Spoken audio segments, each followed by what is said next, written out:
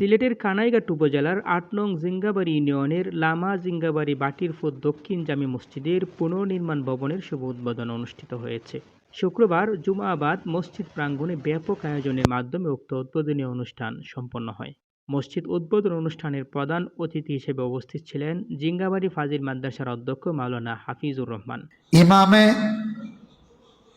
Committee চালাইতা আছিল, কিন্তু এখন কমিটি ইমাম চালায় মাতুন না, তাইলে ই ইমাম থাকি আর হক কথা পাইবানি মাতুন না, দেখি পাইবানি।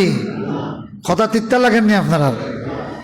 কথা তিত্তা লাগলেও এটা বোঝেন যেন ইমামরে যতটুকু ক্ষমতা দেওয়া যায় শরীয়ত ভিত্তিক ততটুকু ক্ষমতা দিবা।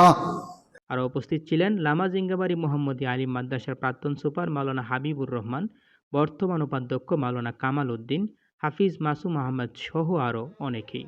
ক্যালিগ্রাফি শিল্প কারুকার্যে আবৃত দৃষ্টিনন্দন মসজিদটির পুরো ভবনের কাজ সম্পন্ন হলে এতে ব্যয় হবে প্রায় ৪ কোটি টাকা।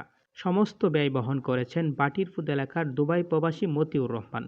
আল্লাহর সন্তুষ্টি অর্জনের লক্ষ্যে ও এলাকার মানুষের ইবাদতের ভালো পরিবেশ নিশ্চিত করার লক্ষ্যেই তিনি মসজিদের ভবন নির্মাণ ব্যয় বহন করেছেন বলে তিনি জানান। বহির্বিশ্বের উন্নত মসজিদের আদলে গড়া এই মসজিদ নির্মাণের নকশা তৈরি ও সমস্ত দায়িত্ব পালন করেছেন মসজিদ তত্ত্বাবধানে থাকা ডাক্তার হাবিবুর রহমান হুসাইনি। তিনি আরও জানান, ২ বছর আগেই আমার ছোট ভাই মখলিস আর মতিউর রহমান সাহেব ওনারা এসে বলছিলেন আপনারা জমিগুলা একোয়ার করে দেন, আমরা একটা মসজিদ নির্মাণ করব। শেষ পর্যন্ত আমরা মহল্লাবাসী বসে তো জায়গাগুলো একোয়ার করে দেই। আর শেষ পর্যন্ত দেখলাম ডোনার আমাদের মতিউর রহমান সাহেব।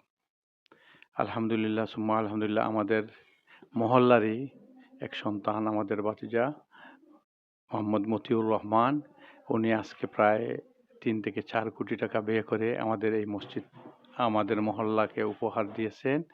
আল্লাহ রাব্বুল আলামিন ওনার এই টাকাগুলাকে সদকায়ে জারিয়া হিসাবে কবুল করুক। প্রধান অতিথির বক্তব্য রাখেন মাওলানা হাফিজুর রহমান। এ সময় মহল্লার শত শত মুসল্লি সহ আশপাশের ইসলাম প্রিয় গণ্যমান্য ব্যক্তিবর্গ উপস্থিত ছিলেন। তারা মসজিদ ভবন উদ্বোধন অনুষ্ঠানে সাক্ষী হতে পেরে খুবই আনন্দিত। এর আগে দুপুর ১২টা থেকেই এলাকার ধর্মপ্রাণ মুসল্লিগণ দলে দলে মসজিদে আসতে শুরু করেন। তখন থেকেই বয়ান করে উপস্থিত মুসল্লিদের হেদায়েতমূলক কুরআন হাদিস থেকে বয়ান শোনান কাজী জালাল উদ্দিন উচ্চ বিদ্যালয়ের সহকারী প্রধান শিক্ষক মাওলানা আমিনুল ইসলাম। পরে জুমার খুতবা ও নামাজের ইমামতি করেন মাওলানা হাবিবুর রহমান।